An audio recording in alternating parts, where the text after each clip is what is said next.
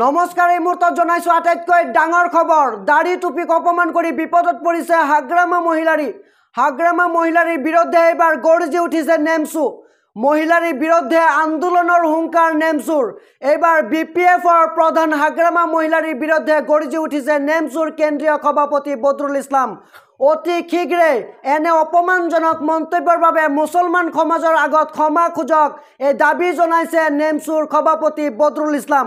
এইবাৰ বিপদত পৰিছে হাগ্ৰামা মহিলাৰী, জনাইছো সবিশেষ। দাড়ি টুপিক লৈ অপমানজনক মন্তব্য কৰি বিপদত পৰিছে হাগ্ৰামা মহিলাৰীৰ বিৰুদ্ধে এইবাৰ গৰ্জি উঠিছে নেমচু।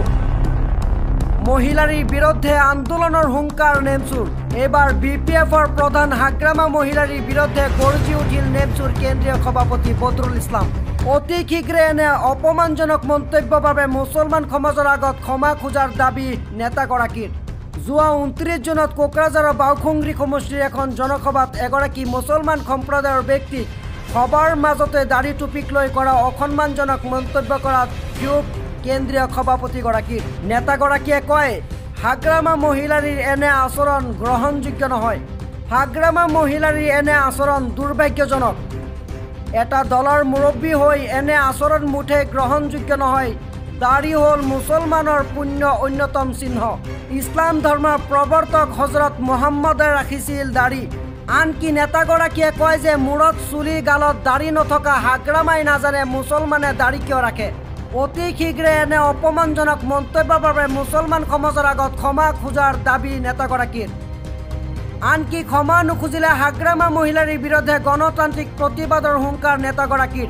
যোৱা পৰহি বিপিএফ প্ৰধান হাগ্ৰামা মহিলাৰী ডাঙৰীয়াই বাওখুংৰি সমষ্টিত এগৰাকী ইছলাম ধৰ্মৰ গুৰুক মৌলানাক তেওঁ আৰণাই পিন্ধোৱাৰ আগতে কৈছিলে, বদমাছ নকৰিবি মোল্লা, দাড়ি থাকিলে কি হ'ব বিশ্বাস কৰিব নোৱাৰি। বৰ গৰিহণাৰ যোগ্য কথা, বৰ ধিক্কাৰযোগ্য কথা।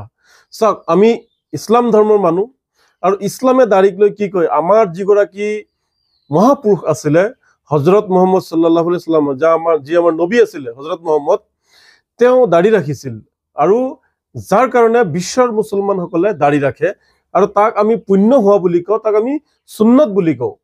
আৰু ৰাজনীতি কৰিবলৈ গৈ যি হাগ্ৰামা মহিলাৰী ডাঙৰীয়াই যিটো বক্তব্য কৰিছে, সেয়া ইছলাম ধৰ্মক আঘাত সানিছে, সেয়া আমাৰ নবীক অপমান কৰিছে। আৰু প্ৰতিজন যি দাড়ি ৰাখে মানুহ, সেই দাড়ি ৰখা মানুহবিলাকক তেওঁ অপমান কৰিছে। ৰাজনীতিৰ কাৰণে মানুহ ইমান তললৈ নামিব নালাগিছিল। চাওক, কিছুদিন পূৰ্বে এগৰাকী ব্যক্তিক আমি দেখিবলৈ পাইছো যে যদি তো আপুনি জিতাই আনিব পাৰে তেতিয়াহ'লে আপোনাক আৰণাই পিন্ধাম, আৰু যদি হাৰি যায় তেতিয়াহ'লে চেণ্ডেলৰ মালা পিন্ধাম। তেওঁ এনেকুৱা লাগিছে তেওঁ কোনোবা দলৰ মুৰব্বী নহয়, কোনোবা জোকাৰ টাইপ যেন লাগিছে, আৰু যেন কিবা চিনেমাৰ শ্বুটিং কৰি থকা যেন লাগিছে। এগৰাকী দলীয় সভাপতি হ'লে তেওঁৰ কথাবোৰ মাৰ্জিত হ'ব লাগিব, তেওঁৰ কথাবোৰ ভদ্ৰ হ'ব লাগিব, আৰু সকলো মানুহে তেওঁৰ কথাৰ দ্বাৰা অনুপ্ৰাণিত হোৱা লাগিব। কোনোবা ধৰ্মক আঘাত দি কাৰোবাক চেণ্ডেলৰ জোতাৰ মালা পিন্ধাই ৰাজনীতি কৰিব অহা বিচৰাটো বৰ দুৰ্ভাগ্যজনক কথা বুলি আমি বিবেচনা কৰিছো। এতিয়া কথা হ'ল যে আমাৰ ধৰ্মক লৈ তেওঁ যিটো কথা কৈছে তাৰ বাবে তেওঁ ক্ষমা খুজিব লাগিব।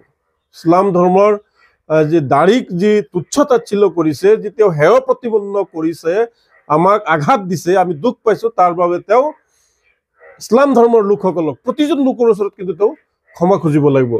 কাৰণ এই অপমান আমি সহ্য কৰিব নোৱাৰো, ইছলামে এইবোৰ সহ্য কৰিব নোৱাৰে। গতিকে হাগ্ৰামা মহিলাৰ যদি ক্ষমা নোখোজে তেতিয়াহ'লে আমি তেওঁৰ বিৰুদ্ধে আন্দোলন কৰিব লাগিব। আৰু এই কথাবোৰ চাওক, ৰাজনীতিৰ বাহিৰত থাকি কৈছো। কোনোবা বিপিএফৰ মানুহ ভাবিব পাৰে যে নিৰ্বাচন আহিছে কাৰণে তেওঁ বিপিএফৰ বিৰোধ কৰি আছে, সেইটো নহয়। নিৰ্বাচনৰ পৰা আঁতৰত থাকি এই কথাটো কৈছো যে তেওঁ এই কামটো ভাল কৰা নাই, ইছলাম ধৰ্মক তেওঁ আঘাত দিছে। তেওঁ যদি ক্ষমা নোখোজে তেতিয়াহ'লে তেওঁৰ বিৰুদ্ধে আমি আন্দোলন কৰিম। চাওক, তেওঁৰ নিজৰ দাড়ি নাই, তেওঁৰ নিজৰ চুলি নাই কাৰণে মানুহক এনেকুৱা অপমান কৰিব নেকি? কি বুলি ভাবিছে এইটো? তেওঁ নিজে মানে এইবোৰ ভাবি বেলেগক আঘাত দিয়া, এইটো আমি ধিক্কাৰ দিছো, গৰিহণা দিছো।